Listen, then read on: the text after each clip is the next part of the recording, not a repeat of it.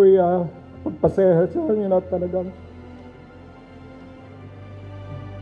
Kasi ako po'y rebel attorney. At kaya ganito po ang nakikita ko po ang ginawa ng OPA-Pro.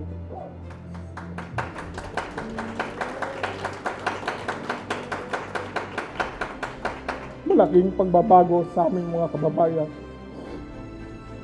Nagpapasalamat po ako kay General Galvez sa binigay niyong tulong sa aming bayan. Dahil sa malaking bagay po ito. Dahil nung una po, wala pa pong kalsada, 15 habal-habal lang po ang bumabiyahe doon sa Barangay Panaytayan.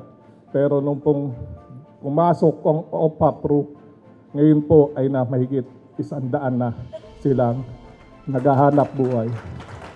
Ang mga kalakal po, dati po ay 6 na oras binababa.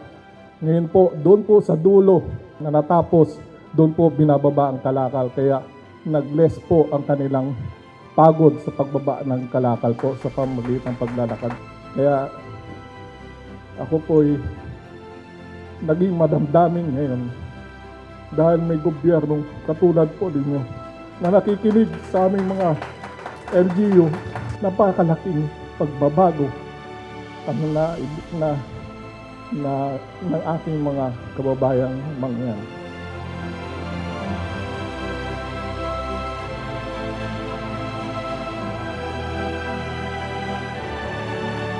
As a proud recipient of the Payapa at Masaganang Pamayanan Fiscal Year 2024 program, our province was entrusted with farm-to-market road projects under Phase 1, amounting to 317 million pesos. And I am very proud to report to you this afternoon that 3 of the 4 projects were completed last November 2024, and the remaining one was completed last May of 2025.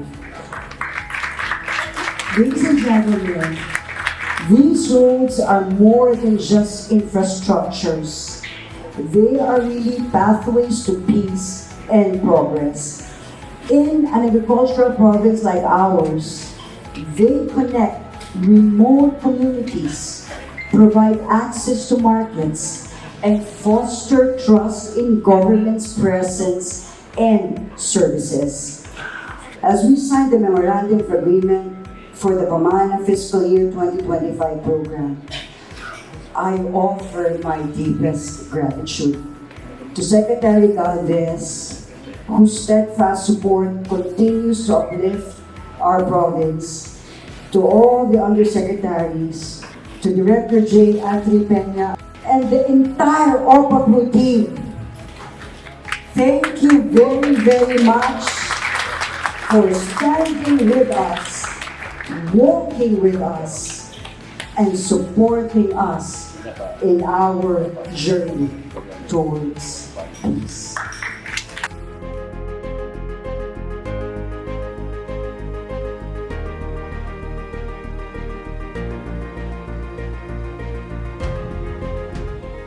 The Payapa na Masaganang Pamayanan programs represent the men and women and institutions who build bridges, both in the literal and figurative sense, between communities, between histories, and between hopes.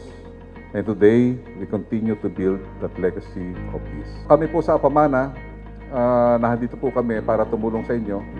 Kung meron po kayong hinaing at saka meron po kayong mga proyekto na kailangan gawin po natin, especially po para sa mahihirap, kami po ay hindi mag-aatubiling tumulong po sa inyo at bibigyan po namin kayo ng prioridad. At ang ano ko po, yung aking one of my favorite quotation, to be a good governor, to be a good mayor, is nothing more of being a good public servant of your community. Improving the services every day, helping those who need help, making a good understanding of those who oppose you, and last and foremost, placing common good before personal profit. Because we serve not for money, but we serve for common good. Alright.